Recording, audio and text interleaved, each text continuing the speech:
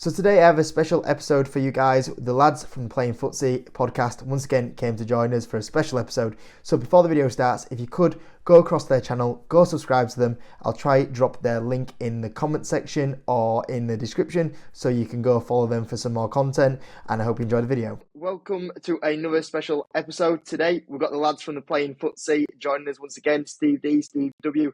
Thanks for coming on. I think it was about last year you came on, and I was really happy to see a message from you guys saying, is there any chance we could do another episode? And I was absolutely stoked when I saw that, because I wanted to ask you, but I felt like I was pestering you a bit because I thought the last one was really good. So thanks for coming on again. And Steve D, Steve W, how are you both doing? Oh, good here, mate. Yeah, really happy to be here again, mate. Nice of you to invite us back on. It was us that were the pest this time, but yeah, happy to be back, mate. Looks like everyone's had a pretty decent year. Steve's having a very decent 2024. Every time I get on his case and say, Steve, look at this, look how well I'm doing, he's always doing a little bit better, Steve. So how are you doing, Steve, at the moment? Very out of character, that, from me, partly because I don't like showing off about these things, and partly because it's very rare that I have anything to show off about, but I guess you've got to enjoy these things while you can. Thanks for having us back, Jacob. Someone very kindly pointed out in your comment section last time on our show that I could have at least tidied up the room that I was in. It feels like a lot longer than a year ago, but I'm in a different room now, in a different house, and I've cleared everything out of the background specially for this one. So left and right of me is a complete mess, but behind is pretty clear. So looking forward to this one. Yeah, sometimes when I do my videos, I have to do that tactical video placement of what's shown and what's not shown. If it was slightly a little bit to the left, I think I would have a few comments sometimes the same, saying what's going on with the floor in your room or something like that. So yeah, I know that feeling. First of all, let's go back to about a year ago, because when we did the episode a year ago, the market was in, shall we say, a very different place. There was definitely a lot more fear out there, and if someone told you the market was to have the year that it did have, even the most optimistic person would be shocked. So what do you think to last year? Did we go a little bit too overvalued? Was it justified? What's your thoughts on 2023 overall? Now you know the outcome from when we last spoke. I guess when I think about 2023, there were sort of two main themes that I saw coming through, and a couple of little, events along the way. So the two big themes were AI came through in a big way as a theme, and I think the job for a lot of people, probably not me because it's too difficult, is trying to sort out who are the real deal and who are the pretenders, who's run too far, who doesn't really have a business, but there's a new AI thing coming and sifting through that lot. And the other thing I noticed was sort of COVID trends basically reversed themselves, and you saw that in quite a big way with stuff like Rolls-Royce and Carnival faring really well that had been hammered during the pandemic, and stuff like Croda International, which is a kind of chemicals company that feeds into healthcare stuff, and I guess most obviously Pfizer finishing the year by going backwards quite sharply when they'd had stuff going on there. So two main themes coming through, and I didn't really see either of them coming, if I'm honest. I was expecting much worse, but Steve's been pointing out that I've been having a good 2024. We had some predictions at the start of the year, and he came out of the year feeling pretty good about one of them, I think, and that's why he did a lot better than I did last year. Yeah, I was pretty positive that there wasn't going to be a recession. So I was looking at, especially in the US, I was pretty confident that the interest rates were going to end up being a net benefit to the American consumer, mainly because a lot of their sort of really high ticket debt is actually fixed.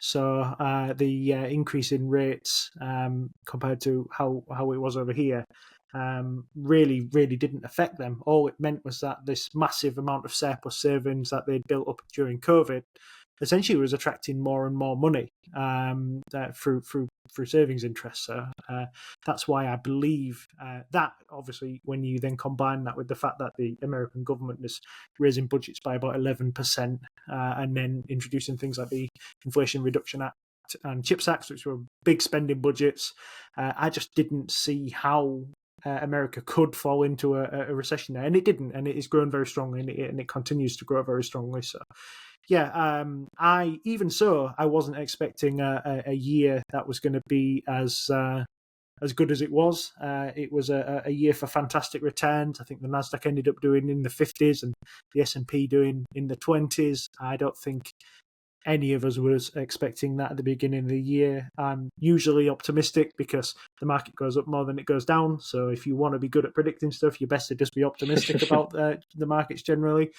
But it was a fantastic year, really, Steve. I think we were both feeling pretty chuffed. Probably come the end of the end of 2023. I really don't think there was much to complain about at all. I was just going to say on your point, Steve W, about your the video and the AI. That was something that we didn't really have at all, did we, at the start of the year? And that definitely was a big factor on the returns, wasn't it? That whole AI was created for sure. Yeah, and there were a couple other bits along the way that I sort of felt like I forgot about when I was trying to work out what had happened last year. To be honest, AI kind of came through, and there was also a banking crisis like around kind of March, April, and some stuff got really hammered, and in some cases just completely went to the wall. And I've sort of somehow managed to kind of stamp that out of my memory, even though the two biggest stocks in my portfolio are both banks. And I did own them beforehand and bought them during, and I don't know if I've bought them since, actually, but somehow that had fallen out of my head as a thing that happened last year. But that was a thing that kind of people talked about for quite a bit, and with pretty good reason. Yeah. And like I said, it's something that you kind of put to your back of your mind. Like, when you said it then, I was like, oh, yeah, that was probably one of the most feared times that we've seen around banks for a long time. And you just totally forget about it because of the rally that has happened in the market, isn't it, really? So moving on to 2024, what are your thoughts this year about the market? I think, in my opinion, and I've seen mixed opinions about this, I'm seeing a big divide on what people think about this year going forward. I think a few people are saying, oh, it's a bit overstretched. A few people are saying it's still not bad valuations. Obviously, the talk about cuts potentially coming in. Are cuts going to happen? How many is there going to be? So it's the most divided I think I've seen it for a while. So what are your thoughts on 2024? So this is going to shock everybody, but I'm going to go and say that I'm actually still quite positive for this year. And the reason I'm positive this time is essentially because there's still about $6 trillion in money market funds as of the last time I read the report, which was in sometime around December time. Now, if we start getting interest rate cuts, they're going to hit the money market funds pretty hard. And I would expect some of that money to flow out of these money market funds and into assets. Now, $6 trillion is a lot of money to get to get put into equities.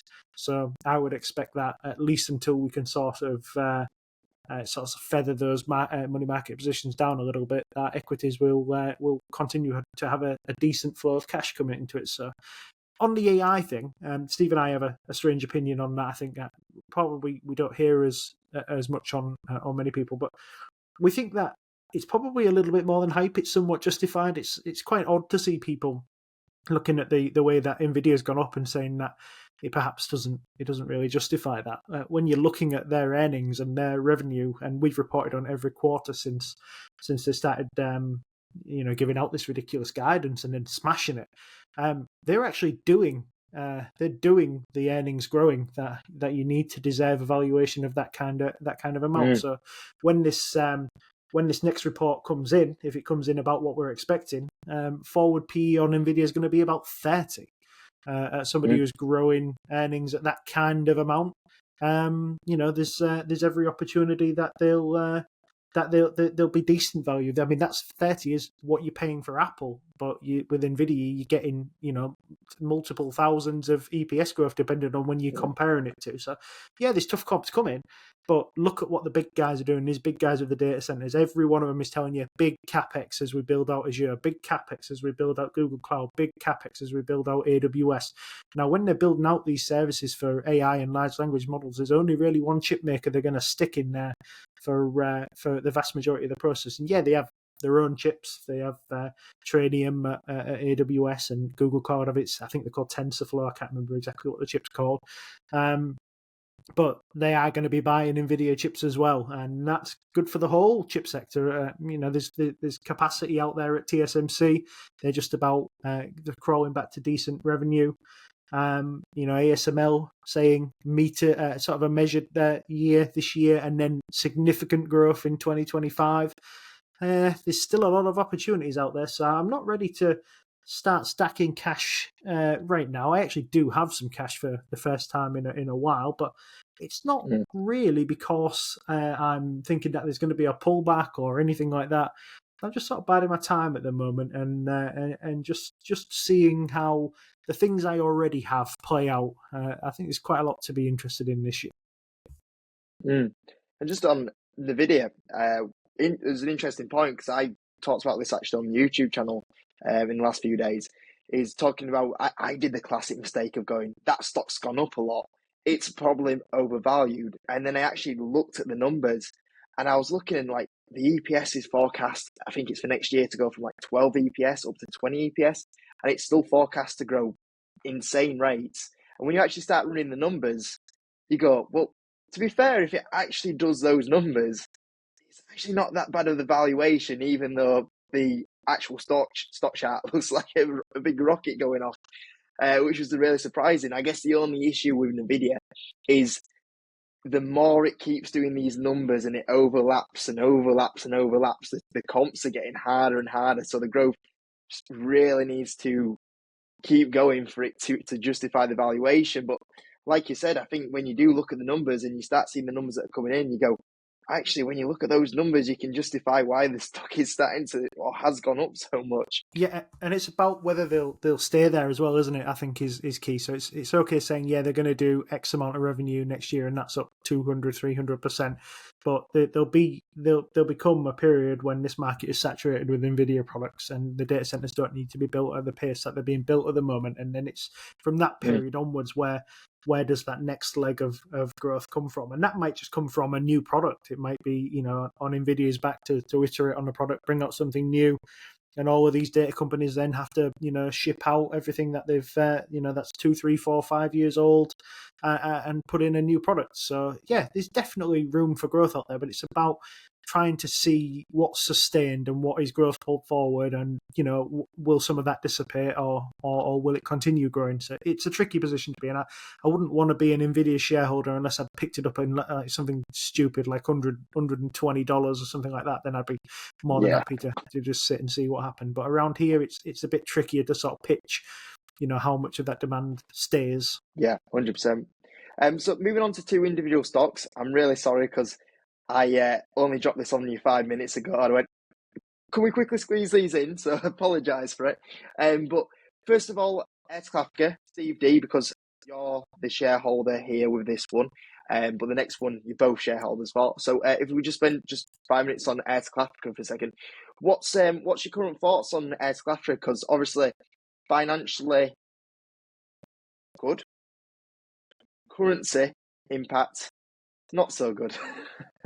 Yeah, this is the definite risk of AEL Africa sort of bearing itself to the market, isn't it? So what you've got here is a company essentially doing really, really well, and then when you have to convert that back to a currency that makes sense to an investor, like a dollar or a pound, it looks a lot worse because the Nigerian naira is not doing very well at all at the moment. So I would expect that to sort itself out in time. That's not something that we can control unless you fancy taking a hedge against that position. And I know Airtel do hedge against it, but those hedges get more and more expensive the crazier and crazier the currency gets. So at some point they may have to think about, whether hedging is the right strategy or not. But I think it's a fine company. It's doing really well at the moment.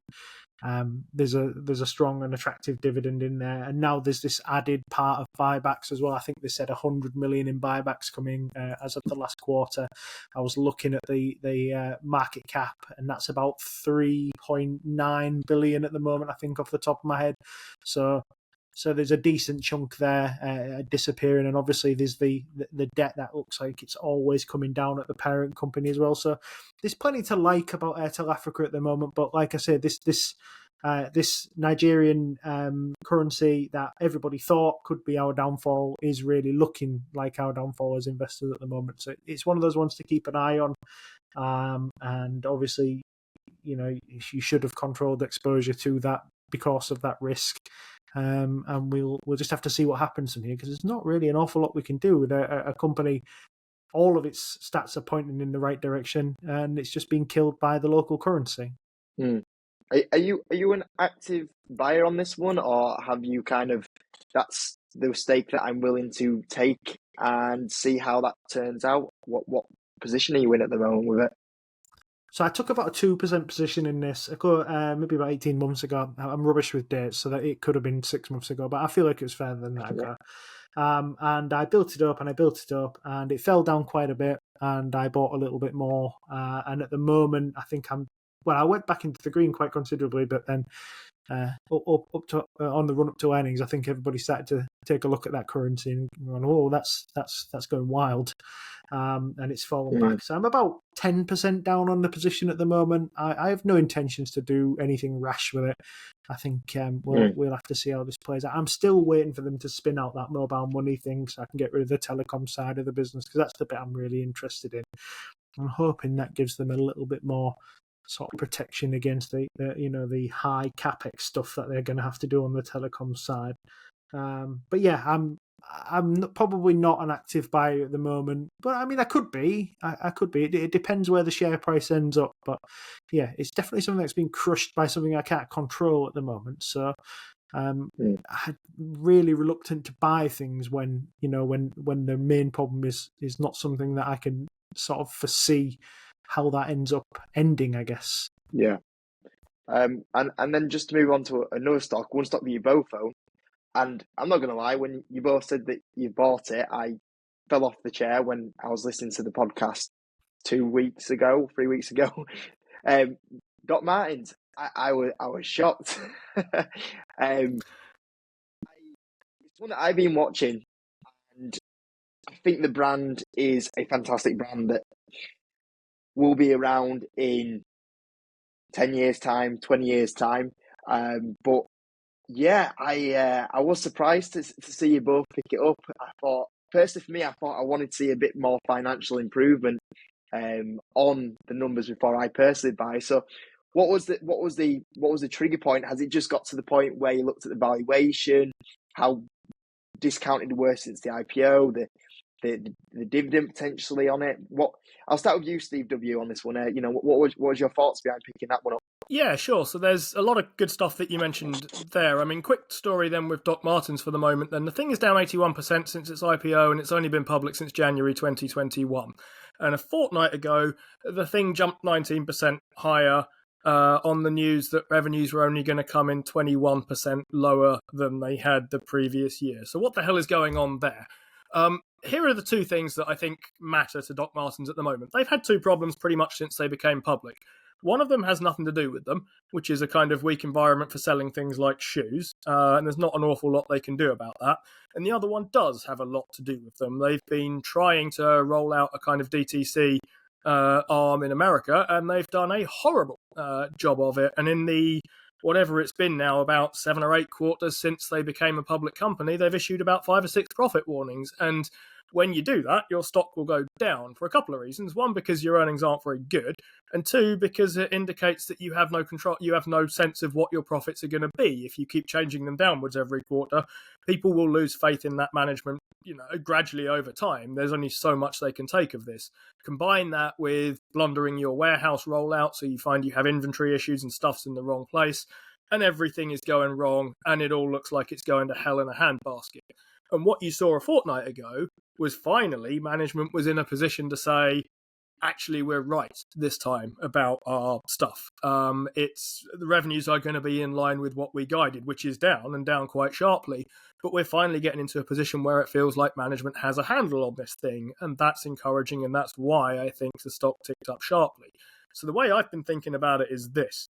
I've been watching them tackle two major headwinds for a little while now, not terribly long. The cyclical one, which isn't their fault, but I think will sort itself out. And the specific one, which I think is their fault, and they need to sort out.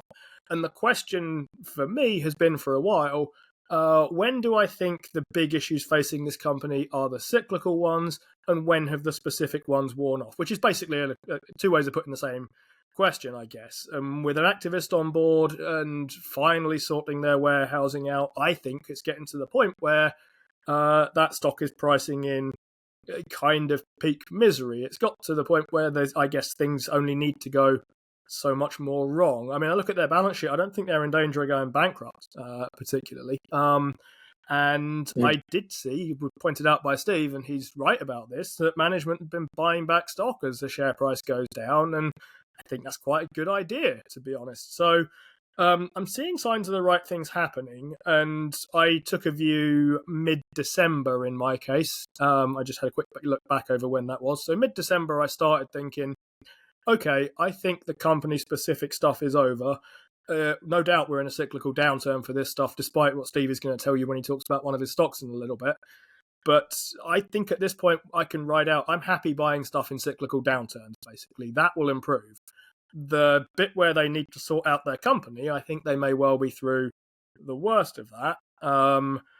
So far, based on a month and a half or so, that's proved to be right. I think there's a lot that will still need to be told over time on that. But that's my kind of rationale for thinking about this. Steve might have a slightly different idea, but I'm seeing company-specific blunders and errors that the stock is rightly getting punished for, giving way to more general cyclical downturn stuff that I can live with, because I think this company will have ups and downs, and just buy it when it's cheap and not when it's expensive. That's my rough view on it. Yeah, I agree with all of that, really. Unsurprisingly, I think. I think this is just showing itself to be quite an interest rate sensitive business in the UK. I think we've had a pretty decent level of inflation. We've had interest rates, and we've had fiscal drag that have all meant that the sort of people who go out and buy stocks have just had their pockets squeezed a little bit in the UK. So when I look at this business sort of holistically, if I was to chop off this American business, which isn't doing particularly very well at the moment, I've got to look at this and say, realistically, do I think this is a £700 million company? So trying to protect my downside here, I'm trying to say if this disappears, how do I do? And I think that if they shut off the American business, this is still a £750 million pound company. It's probably not going to grow though. It might only grow little bits in Asia. It might just grow with inflation in the UK. So I wouldn't want to hold it any longer than that. But because I think, I'm looking for a flywheel here. I'm looking for the next leg of growth, and I'm looking for it to be acquired as well. Is one of the things I'm looking for. But I'm talk about that later. But yeah, I think what we've got here is a pretty fine UK business with a lot of history. It's a well-loved brand in the UK and in parts of Asia. And I think it deserves a shot at trying to crack America. Whether that will be a good idea or a waste of money is very difficult to say. But they're not giving themselves the best opportunity of cracking America at the moment. And I really want to hold it through a period when they have a good go at it. Remember, there's plenty of companies that have tried to break America and have ended up breaking their own backs. People like Boohoo and even ASOS, when they tried to go over into America. You're not allowed to mention Boohoo on this channel. Yeah, they did such a botched job of trying to launch their American operations. So it's not beyond the UK to UK business to completely cripple this. And I still to this day don't understand why they aren't using recognised distributors in the same way that somebody like Pepsi will just ring up Britvic and say, look, we can't be asked to set up a UK operation. Why don't you look after it for us? I have no understanding why Doc Martens isn't trying to do something like that over there. So, I think there's plenty of room for improvement here. And basically, Steve and I had that point you're probably not supposed to say when you say, well, how much lower can it go? You know what I mean? How much lower can this one go? It's not in any kind of dire financial situation. How much lower could it go? And then at one point, Steve and I were looking at position, both of us laughing the fact that we were still 20% down from when we bought it. Going, well, evidently can go lower, but it has gone up since then. So so we'll see. I think this again is a small position for you. I'm not sure how big Steve's position is. This is only a 1% position for me because I have quite a lot in the sort of fashion and footwear space already. I was just trying to limit my exposure to this, but I think it's fine business, and I think given enough time, this will rebound. It's funny on that saying it can't go any lower. I've after 2022, I've actually banned myself from saying that saying, because there's a few times after 2022 when I went, "Yep, it's gone lower." So I've stopped myself from saying that. But yeah, it's true on that US expansion. I mean, a lot of people forget Tesco's. I think Tesco's tried to expand to America, and I'm sure it was backed by Warren Buffett as well. And I think that failed miserably when they tried doing that, actually. So towards the last bit of the video, really, I actually sent you a message on Instagram, and I said what would be quite interesting to do is actually pick 3 of our more recent buys that we're looking at this year and have a minute or two talking about these 3 buys and anything that we want to add into them, really. So if maybe we start with Steve W. And the 3 stocks that you're the newer buys into your portfolio and your reasoning behind them. Sure, I'm all right going first. I was sort of thinking it'd be better if I went last because none of mine is very interesting, and that way people can just stop listening when they get through your 2. But maybe this will keep them watching to the end of the video. If anyone wants to skip forward over the next sort of 6 or so minutes, you will miss me talking about Unilever Primary Health Properties and JD Wetherspoon in that order. So from biggest to smallest, they're all UK stocks, I'm afraid, because I'm boring like that. Unilever then. So that's the stock that's gone nowhere at the moment. Playing FTSE podcast as well. It's got to be UK based. That's what we do. Got to be UK based. Has to be UK based. Okay, Unilever then. I saw someone commenting on a forum saying that you shouldn't be taking something with a 3.84, which is what it was when I looked today. It didn't say exactly that number. Dividend yield with interest rates where they currently are. And I take the point. You can get 3.9% on a 10-year gilt. Why do you want 3.8 on a slightly riskier dividend stock? And I think the answer to that comes in 2 questions. Number 1 is, which way do you think interest rates are going? Because if you're me, you think the next move is down. I don't think it's down as soon as people think it is. But I think the next move from here is probably down, and then I think you will stop getting such good returns by reinvesting into bonds, and I think you'll stop getting such good returns in cash. So the other question is, where do you think Unilever's dividend yield is going? And I think the answer is it's going higher. So those 2 things borne in mind, then the last 5 years don't look terribly impressive for my thesis. I mean, Unilever dividend has gone up for the last 5 years strictly. It's gone up at a rate of 1.6% per year, which is it's the kind of thing that dividend growth investors call growth, but in no meaningful sense is it really growth. So I think, though, this company is at an interesting crossroads, and it's very tempting to think this is going to be same old, steady churning, probably do fine, probably collect 4%. I think that's probably your worst case scenario here. They've got a new CEO, and their new CEO is doing stuff, and I think the stuff that he's doing is the right stuff. And I would characterise their change of direction roughly as follows. Previously, what they appeared to want to do was own everything, and that was quite a successful strategy for them in terms of, it seems like a lot of my shopping turns up with Unilever branding stuff on it in ways that I didn't necessarily realise. So I look on the back of something and be like, oh, that's Unilever as well. Oh, in fact, most of the stuff in my house is Unilever. I didn't actually realise that. But a lot of the stuff in my house is rubbish, it turns out, and a lot of that comes from Unilever. So they are busy trying to get rid of some of their weaker brands because it's very hard to grow a company the size of Unilever when you are dragging along a lot of deadweight brands. So they started off by selling off this thing called Elida Beauty, which appears to be mostly a collection of stuff that Steve D uses, to be honest. So it contains Brill Cream, and VO5 and Impulse and Q-tips and Timotei and that matey bubble bath thing that you're going to get familiar with, Steve, now that you've got a little eat, and Brut, which I'm pretty sure you wear every Friday. All these kind of brands that I strongly suspect were popular in the 90s, and they have a very 90s feel. I think getting rid of them and concentrating on your best performing things is a much better way of doing this. And when I look around the kind of consumer defensive space, look at Coke, look at Kraft Heinz, look at others, what I see is concentrate on stuff that wins, and if stuff doesn't win, get it out, basically. And stop trying to win by growing by acquisition, because all you do is end up dragging a load of things that didn't work out along with you. So they're consolidating down, they're backing behind the stuff that they have that's pretty strong.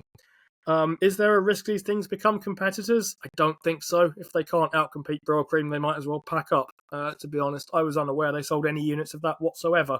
But apparently they do.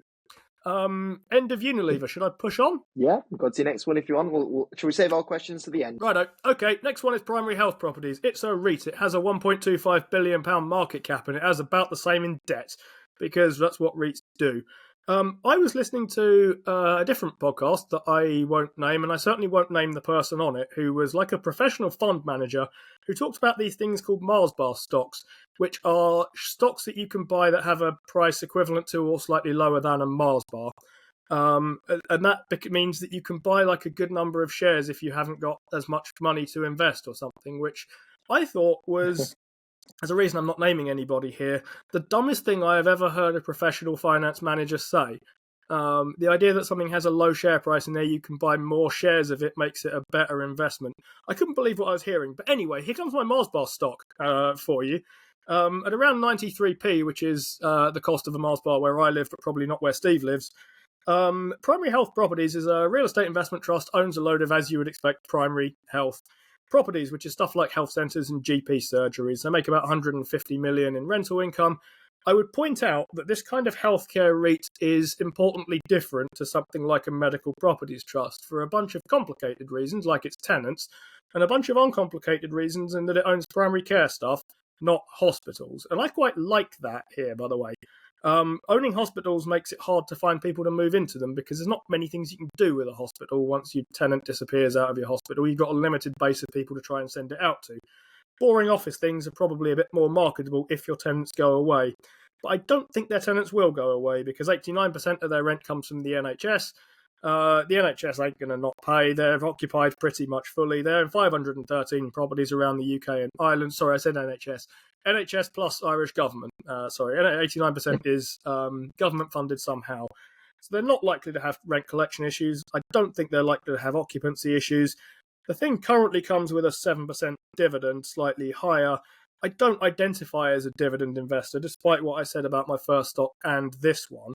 But this thing is back below a quid, and I'm not averse to buying REITs if I think they're cheap. People who listen to our show might have clocked around the sort of start of Q4 last year. I was making a big noise about REITs being underpriced, and then interest rates stopped going up, and then they stopped being so underpriced. But this one's now back down in the kind of range where I think I'm interested in it. So I've been adding to an investment that I started a little while ago and sort of went quiet on. That's Primary Health Properties. Third one, JD Wetherspoons, because I had to pick something that doesn't pay a dividend, else I look like a dividend investor. I think people are sleeping on this company and this stock. I think it's better than most people realise. And to be honest, I kind of wish I was sleeping on it because I've been awake on it and been inexcusably dumb and not bought it recently. It's basically the UK's Nvidia. Which is to say that I saw this at about a 5. It got as low as 4.34 during the pandemic. Obviously, the pandemic is not good for pubs with social distancing and business closures and so on. Got as low as £4.34 there, but I thought it wasn't so obvious at that point. I thought about it at a 5, and it's now at £8.19. And I rather wish I'd bought it lower, but I'm actually happy buying it now. So, Spoons, you know what you're going to get if you're a customer. You'll get good food, good beer, decent food, and it will be cheaper than the guys up the road without fail. And people tend to look at this stock and think, low prices, therefore tight margins and terrible business. And I think they miss a lot when they focus on those kind of points. Here is one thing they note. There's a structural reason why Spoons charge lower prices than everybody else. It's because their costs are lower than everybody else. They have an estate that's 70% freehold, which means that they're not paying leases or anything like that on most of their things. That gives them a lot more pricing power because they don't have that cost going out, so they can hold things down lower. Equally, during the pandemic, when there were tax cuts on these things, or around the pandemic, when there were tax cuts coming out of that, I guess, every other pub chain pretty much just pocketed the tax relief. Spoons passed it on to customers and shoved their prices lower. What does that mean? It means the margin between them and their competitors is now huge. They have scope to raise prices if they feel they need to, I think, and still maintain their status as comfortably lower price than everybody else. It doesn't need much to say at the moment. There's a cost of living pressure and people are trading downwards. And I heard the guys at the Investor Way talking about this, and they said, yeah, I don't want to own this stock, but I think I will keep going to Curry Club. And to my mind, that kind of summarised it pretty accurately here of, you don't like it, but you are going to keep going there and you are going to keep spending your money there. And that, I think, indicates there's a good degree of kind of resilience here. So their most recent trading update had their sales up, pretty much everything, 10% up across the board. That's roughly double the sector, which is recovering, but that they were clocking around 5%. Spoons is doing double that. Time Out magazine, I noticed, reported the sad decline of their company. I thought that was weird, given that everything's 10% higher than it was a year ago, to call their company in decline. I think what they were pointing to was pub closures, but the reason they're closing their pubs is because they're kicking out their leasehold things to bring their costs down and increase the distance between their things. I think that's strategic. I don't think it's a sign of a business going backwards. Last point, I guess, there is a big risk on this, and that big risk is inflation. Because inflation is tough for companies like Spoons. If you're an EDLP, everyday low price business, you are generally hoping that your costs don't go up, and they have been, and I think there's a chance inflation might tick up again. That said, I'm taking some solace from the fact that the Bank of England hasn't decided to cut interest rates yet to try and get the economy moving.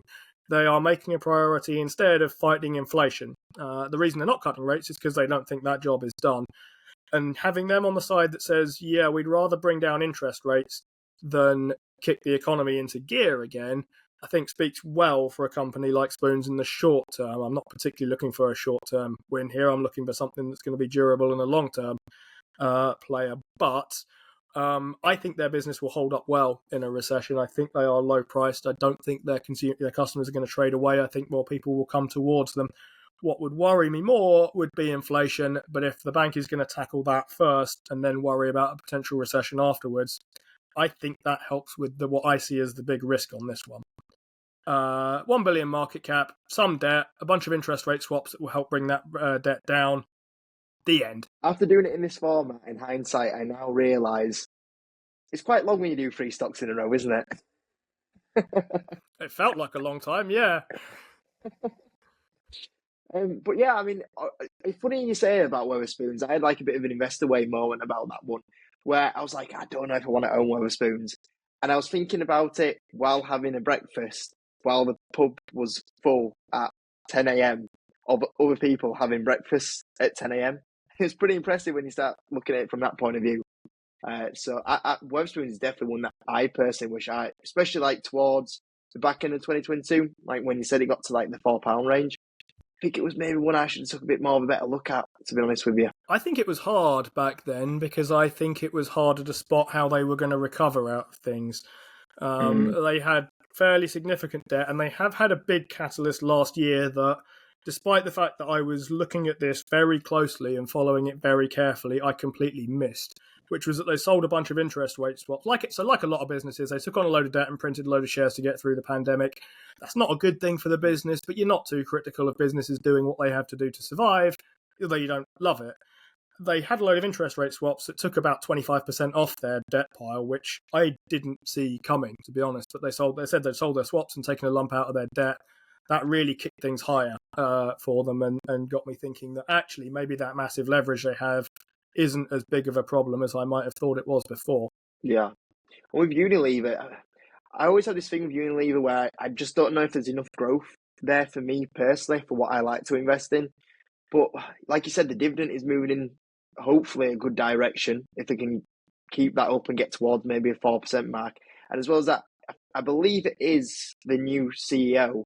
I think he's just picked up 200k worth of shares. That's interesting. I hadn't seen that coming. But yeah, I think I would have agreed with you for a long time. I think they've had the wrong strategy when it comes to growth, which involves trying to buy everything you can find to basically acquire all the competition. I'm not convinced that's been a particularly good strategy. I mean, they tried buying what became Haleon at one point and tried to massively overpay for that too.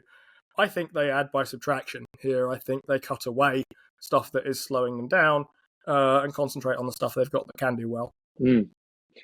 Steve D, anything you want to add, or do you want to just drive into your picks? Well, I'll just quickly say the old CEO of Unilever, Alan Jope, they used to call him Jope the Dope, didn't they? Because basically they didn't think that his strategy of running Unilever was particularly very good, and that's shown in the last 5 years.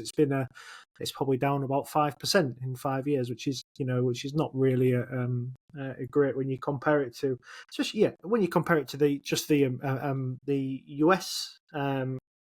The US companies, and we tried to do this a few weeks ago for an investor question, didn't we, Steve? We went through this and basically, well, I came to the conclusion that I thought if you really have to have a company from this sector, then I'm pretty interested in Nestle. But in the process of looking at that, I couldn't really believe how cheap Unilever's gone, because despite it being a very steady performer, is what we'll call it, it's always traded at a little bit of a premium. It's been, between the 18s and the sort of 25 PEs, maybe 22 PEs. Maybe I'm being a bit brave there. So it was interesting to see that it's come all the way back down to sort of under 15 now at the moment. And if we're stripping away bad companies and selling them off, and we think that's going to be accretive to the bottom line long term, and maybe the top line as well in the distant future, then that's a good sign for something like Unilever. It's quite well positioned. It's just got all of the old legacy crap from Joe there to be sorted out there, and I guess a new fresh pair of eyes sorting that out is it's probably good for them. And the same thing I always think about JD Wetherspoons. I'm not a big drinker. We have a Wetherspoon. It's in the wrong end of town. If you're from the east of Hull, you don't go into the west. It's like South and North Korea. So I've not really ever been in a Wetherspoons of note, which is a strange thing to admit to people, I would imagine. But I don't like Tim Martin. I'll buy anything he had. So that's my reason for not owning that. And Primary Properties is just too small for me.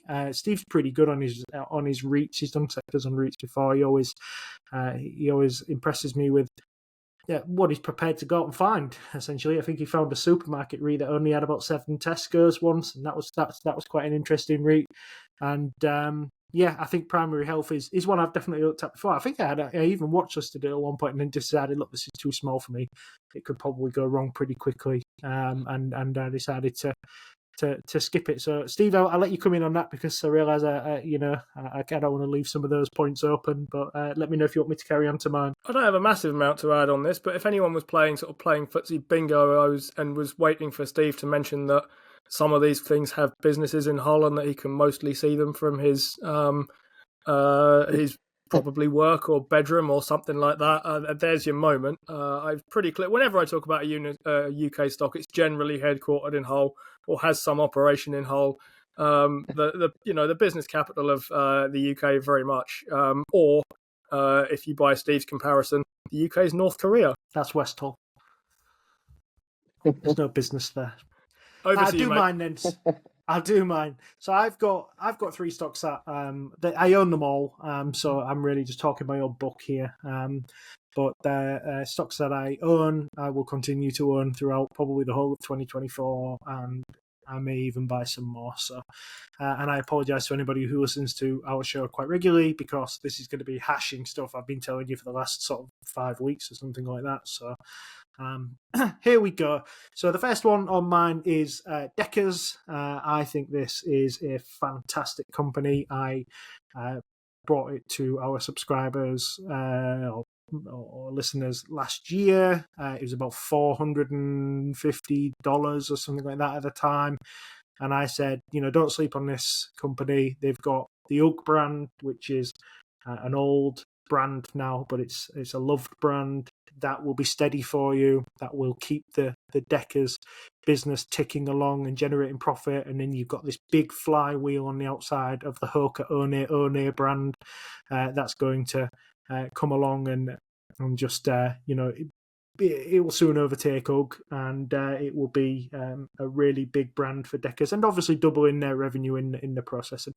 And I was wrong about that, because Hoka has come along and grown and grown and grown, but the UGG brand has grown as well, releasing a strange-looking slipper that I'm not entirely sure how it stays on your foot, but it's been seen on celebrities throughout America. They go do their shopping in it and things like that, and it has gone absolutely wild. And they also, UGG shoes all look the same to me, but you can get Uggs with bows. Apparently that's now one of the hottest searched terms in the footwear sort of brand section. Uggs with bows. That's something new they're doing, and it's seen some some quite impressive growth. So I'll just quickly run over some numbers for you, just to show you sort of like how this company is like really, really fleshing out. So Its guidance was for 14% revenue growth. It reckons it's going to grow its EPS by about 36%. But if we look at things like channels, so they're trying to flesh out their direct-to-consumer offering at the moment, and they're doing a really good job of that, growing about 22.5%. The wholesale net sales as well. It's been left in the dust by this, but still about 8.5%. In terms of geography, if you're looking at the US market, they're growing 15.6%. You're looking international, they're growing at 16.7%. Recently featured on the Streetwise podcast where Jack House said, as he is a doughy white man, he is very interested in this shoe brand, and he's sort of a little bit worried that that's the death nail for it. In terms of brands, they've got a few brands under there, but you shouldn't care about any of them other than UGG and Hoka at the moment. UGG growing about 15.2% in terms of net sales, and Hoka growing at 22% in terms of net sales.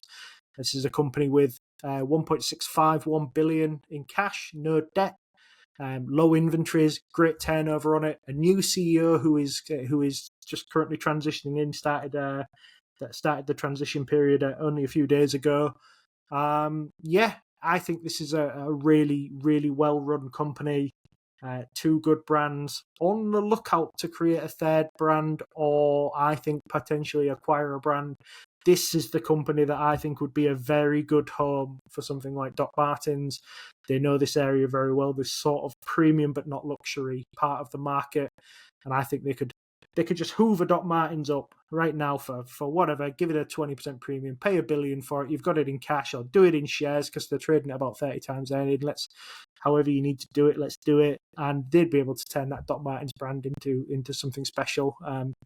They acquired Hoka for a couple of million. I would say the Hoka brand alone now is probably worth 20 billion, maybe 15 billion. So they've got a fantastic sort of history of developing great brands. So that's Deckers. The second one on my list is a company called Progeny.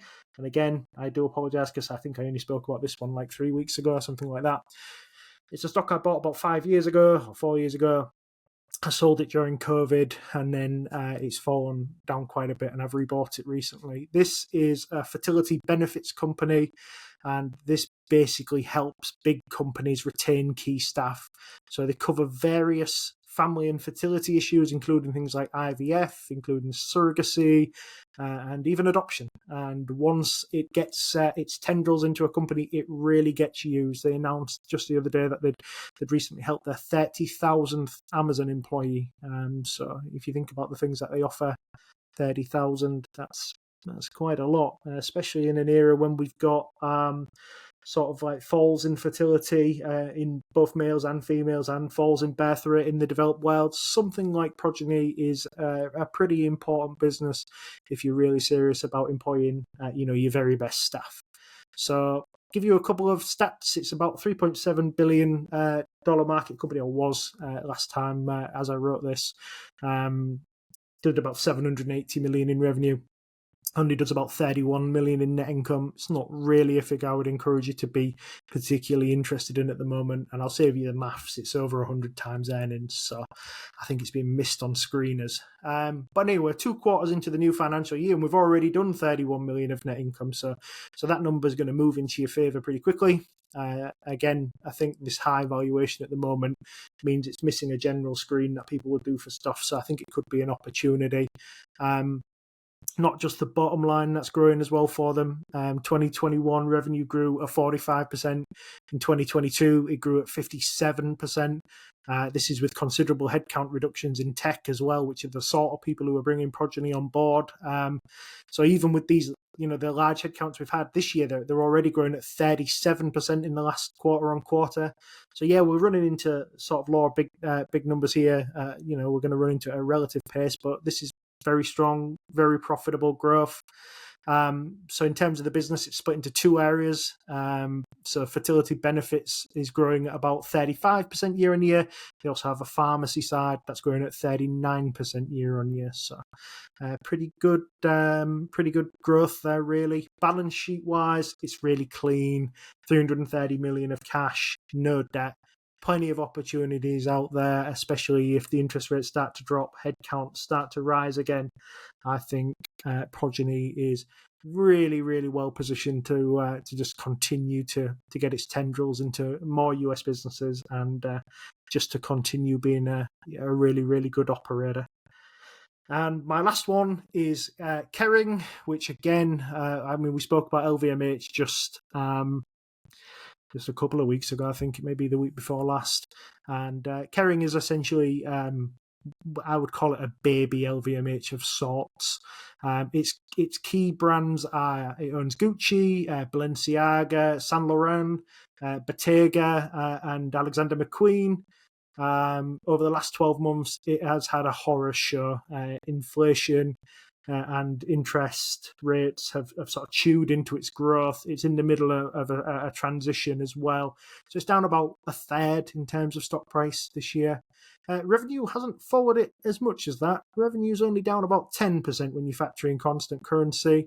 But thinking of China, thinking of Russia in particular, these were two markets that have sort of somewhat weighed on Kering. So full year results are actually out tomorrow. So we're recording this on Wednesday night. So they're actually out Thursday. So we'll find out how bad this prediction is rather quickly.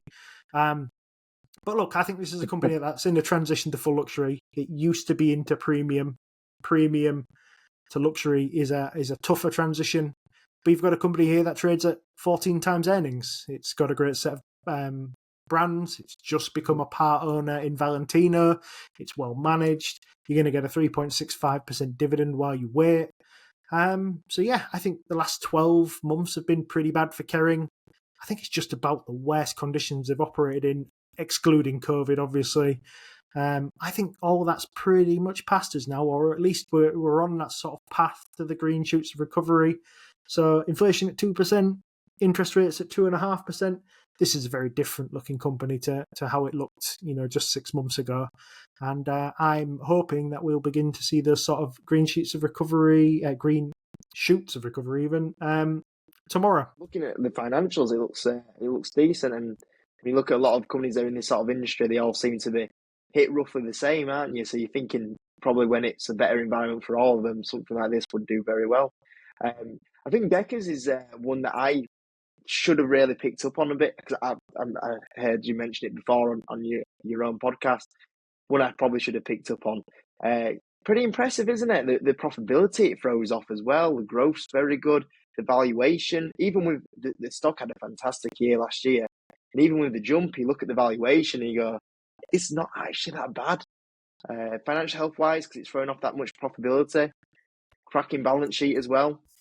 Are you actively buying that, Steve?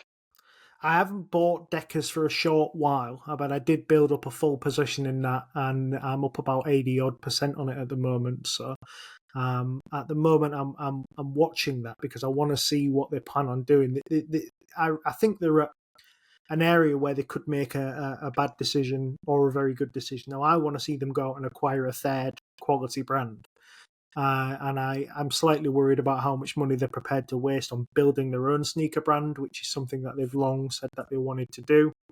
I'm not sure if that's the right move or not. So at the moment, I'm not doing anything with Deckers. But the profitability comes from their DTC, so direct to consumer. They're a really good direct to consumer.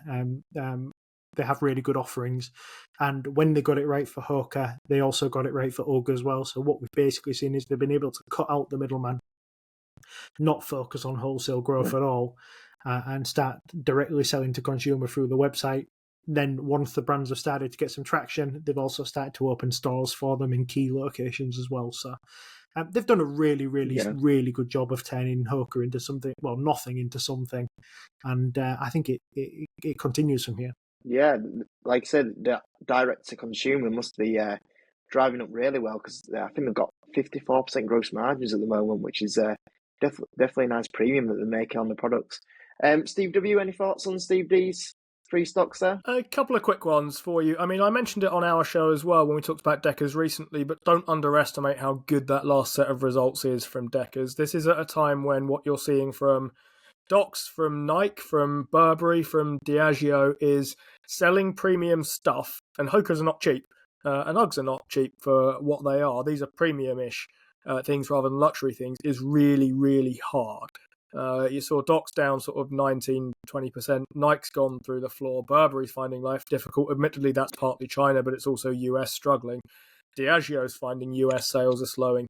US consumers are not in a good spot for high-priced discretionary things.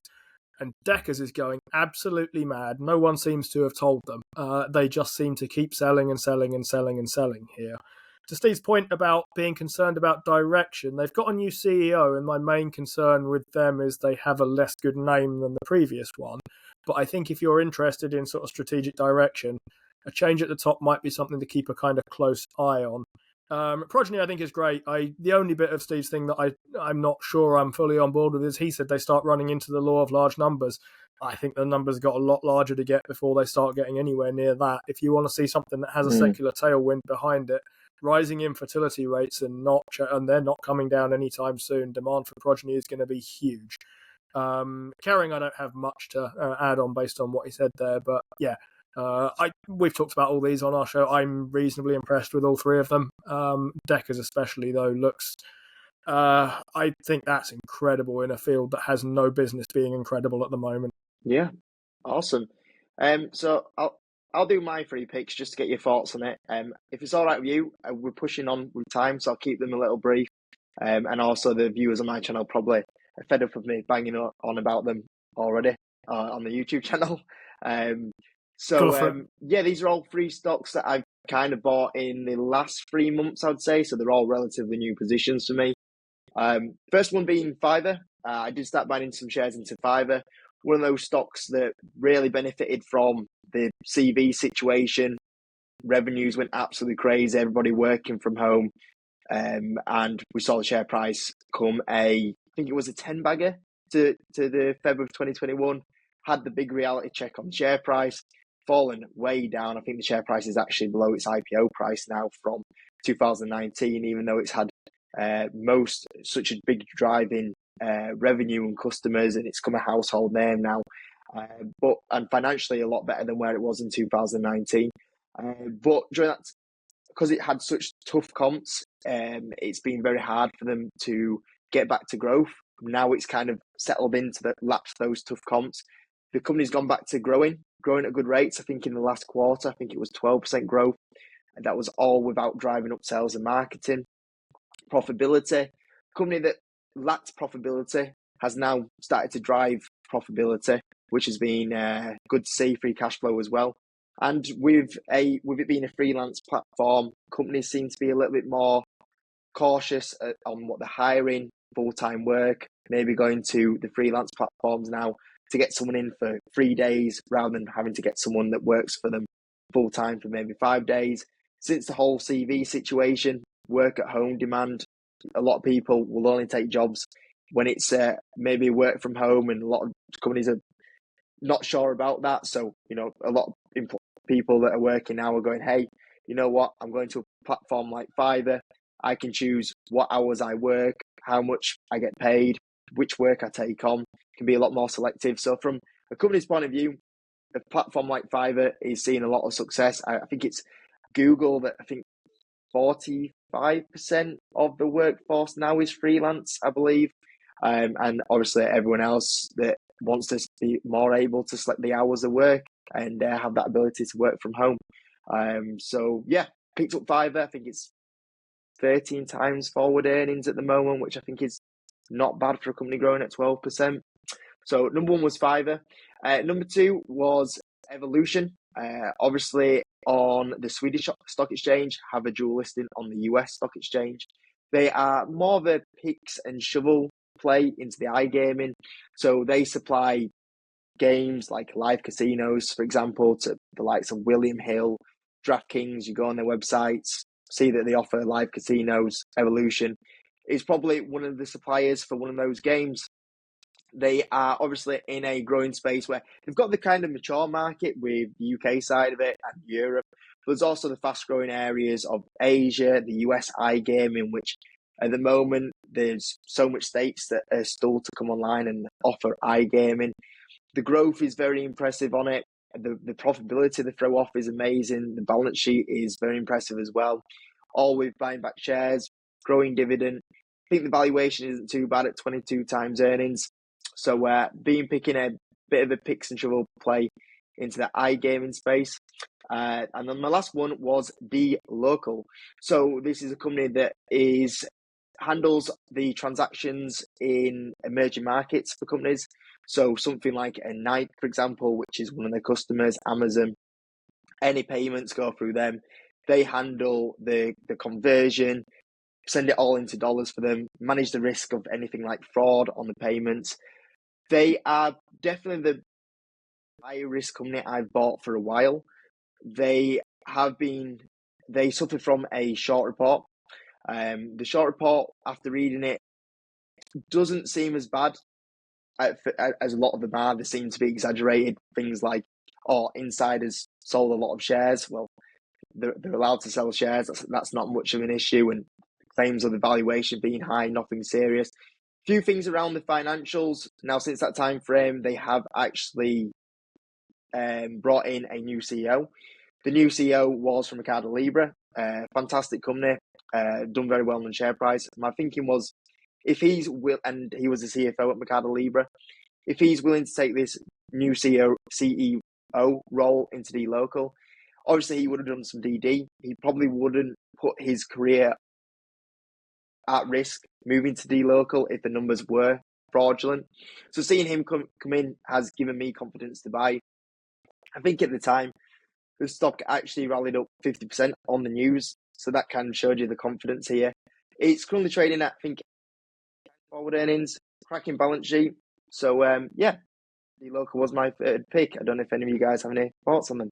Thinking about Fiverr to start us off with, I mean, this is a business that I know from having used it. I've never thought about buying it, and the last time I thought about it was probably during the pandemic when the share price was ludicrously high. But I think you're looking at a really interesting space here, and I was just looking at a bit more detail on it as you were describing your stocks there.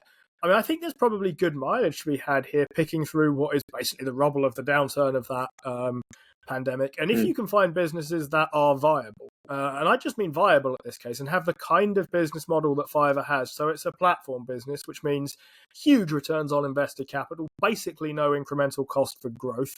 Network effect type moat, the more people you get in, the more people go looking there, the more people go looking there, the more people you get in. This is not a that difficult to understand business model. And it's trading at metrics that I think, apart from the trailing earnings one, which is going to trip off a lot of the screeners here, look really, really attractive in places. So it's about 3 times sales. It's got 81% gross margins, which are enormous, but not implausible because of the kind of business that it is. It's okay, so it's kind of course correcting a bit. And you said I've got 12.5 times forward earnings written down here, which looks kind of plausible at the time this starts to kind of tilt its way towards profitability. Steve and I spend a fair bit of time looking at companies and thinking, okay, so this is currently not a profitable or barely profitable company. Progeny is a bit of an example of that, but the game with these things is to try and work out where you think the margins are going to be.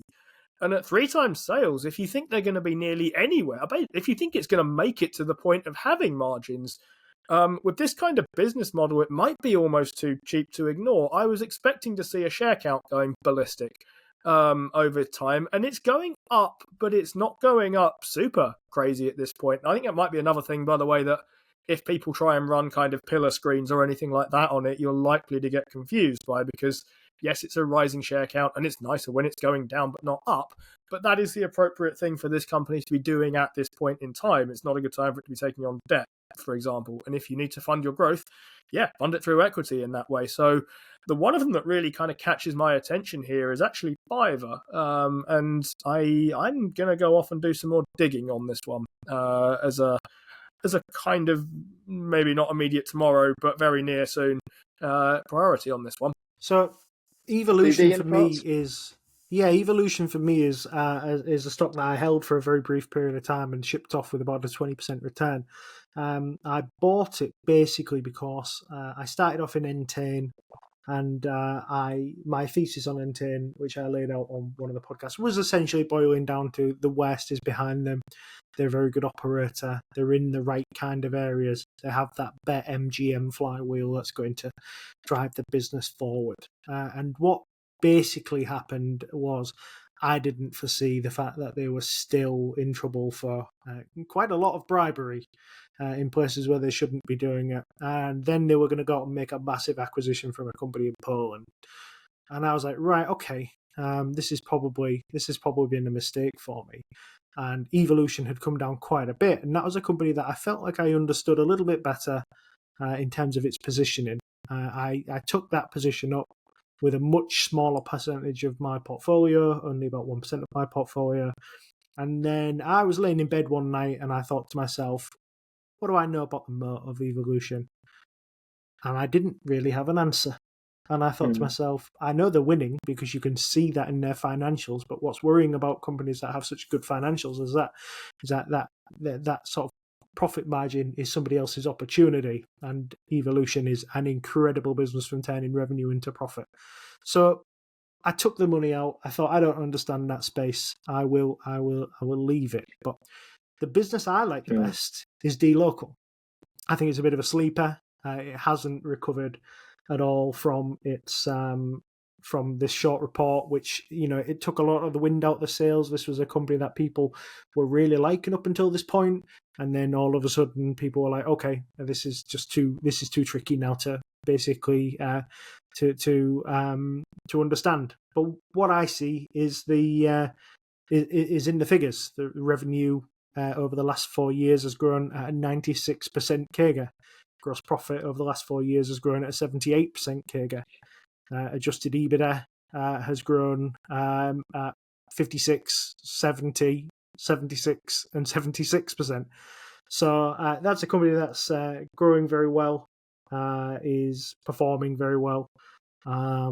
It's used by pretty much the biggest operators in the area, and people trying to break into the area. And we're talking about companies like Nike, Booking.com, Wix, Temu, Amazon, Shopify, Tencent, Microsoft are all using DLocal for sort of localized payments. It's a very, very interesting stock to me. I hold that in my capital incinerator. I hold Fiverr in my capital incinerator as well, and that has done a very good job of incinerating my capital. But Evolution is one that I quite like, but I just don't think I could buy it. Yeah, I think the funny thing is about DLocal, isn't it, is that you do look at the client list, and it is very impressive, isn't it? I think I read that Amazon did 2 years of research before selecting DLocal as their actual payment provider, which was pretty impressive to know that. I'm looking at it now, and it's a single product as well. It's not something that they've bought in and tacked on, which is like sort of PayPal's problem, is that they've got this mishmash of software that they're trying to merge together into one product. DLocal is a hand-built, one purpose-built, product that, DLocal fully understands the code, and if something goes wrong, they don't have to, get Bob out of the back office to try and fix it. All hands to the pump. Can fix something like this. So, it's an interesting looking stock to me. I am a big fan of payment providers. I feel like that's an area that I understand pretty well. DLocal is one, obviously, that I really like. Adyen is the one I hold in my main portfolio. But yeah, I do. I really like this stock. I think DLocal, once it can shake off this short report, and it'll do that by just executing, it should be a very good winner.